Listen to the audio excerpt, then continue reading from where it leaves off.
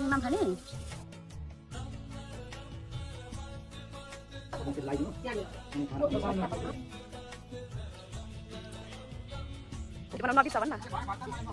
Hello everyone, namaste, welcome back to my YouTube channel. It's me Sabuchel.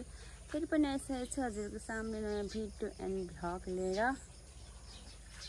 आज चाहिँ साथीहरु special day, बाबुको 5 नि बिहान उठेर नुहाइ धुवाइ गरिसके। आज तिमी माम खाने हो? हाय भन। तिमी माम खाने? चाहिँ बिहान उठिसक्यो। हुन्छ अब एकछिन भेट्नु पर्छ। स्टे ट्युन साथीहरु। सो अहिले चाहिँ हामी खाजा खाँदै छौं। खाजा भन्दा पनि बिहान बिहानै चाहिँ कफी खाने बानी लागेको छ।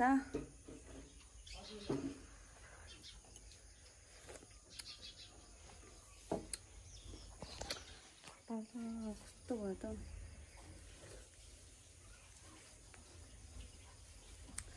सो अब चाहिँ हामी चिया खाइसक्छौँ अनि हजुरसँग भेट्छौँ। अब चाहिँ हामी सब्जीहरू काटकुटको लागि रेडी भएको हो। सब्जीहरू काट्ने अनि मैले चाहिँ अहिले भोइस ओभर गरेको छु किनकि साउन्ड म्युजिक गीत बजिरहेको थियो नि त। अनि कपिराइट लाग्छ भनेर चाहिँ मैले भोइस ओभर गरेको। अनि यहाँ टमाटर काट्दै हुन्छ दिदीहरू, मेरो साथी महिमा अनि मेरो दिदी अनि यहाँ उता आन्टी हुनुहुन्छ।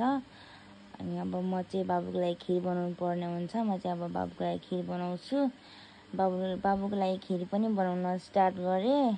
बाबुलाई चाहिँ अरू सब्जीहरू केही चिज नखाउनु, माछा मासु जुसो नलाउनु अहिले नै।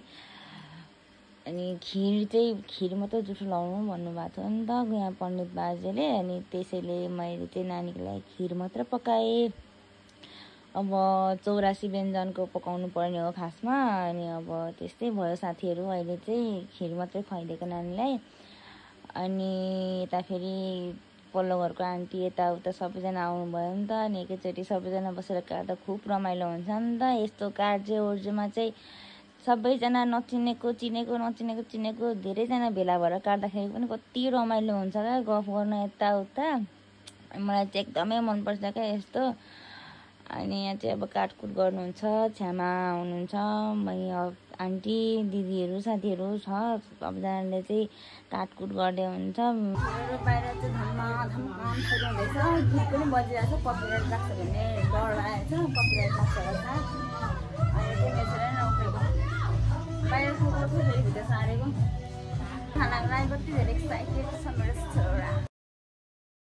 अब चाहिँ बाबुको कपडाहरूलाई पूजा गर्नुपर्ने हुन्छ। अनि यहाँ हाम्रो घर छिमेकी नै अङ्कल पण्डित बाजे उहाँले चाहिँ बाबुको कपडाहरू पूजा गर्दै हुनुहुन्छ।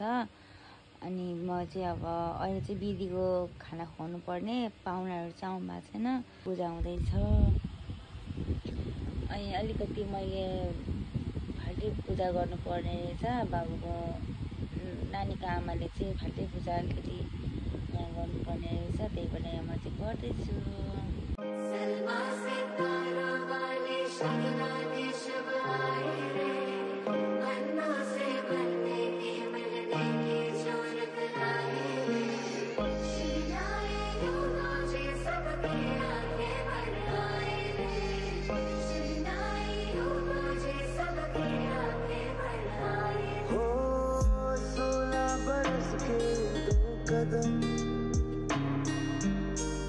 चौखट के बाहर क्या गए तेरी गुड़माई के दिन आ गए हाय बन्नो। सो साथीहरू मैले चाहिँ आधी उधी भिडियो मात्र बनाएँ। बाबुको निजा नपुगेर सुतिरहेको छ अहिले। अनि अब त्यही हो के गर्नु, बच्चासँग गाह्रो हुन्छ मलाई होइन। म ठिक नै परेको थिएन मजाले। अनि अब फेरि अहिले एकछिनमा बाबु उठेपछि ड्रेस लगाइदिनु पर्छ। अनि फेरि भिडियोहरू गर्नुपर्ने हुन्छ। सो त्यति दिनसम्म स्टे ट्युन। म फेरि भिडियो गर्छु। मेरो बाबुलाई देखाउँछु र। मेरो बाबु सुतिरहेको छ क्या। पनिर पकाउनु पर्ने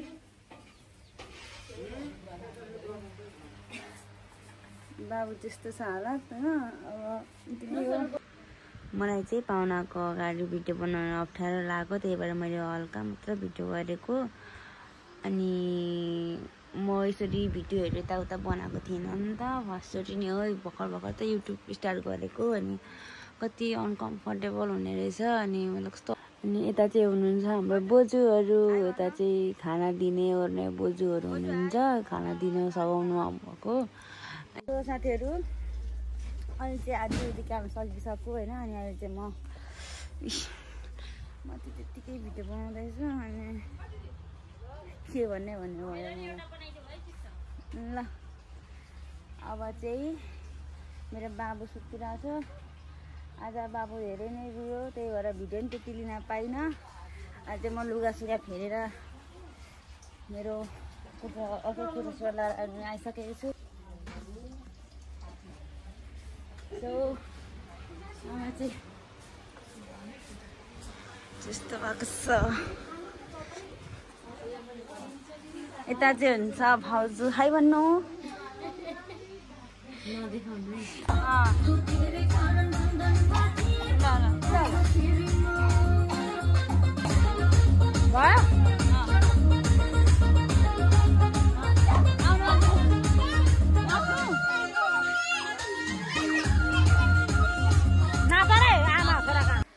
साथीहरू भिडियो चाहिँ मैले धेरै लिन सकिनँ, आइएम सरी।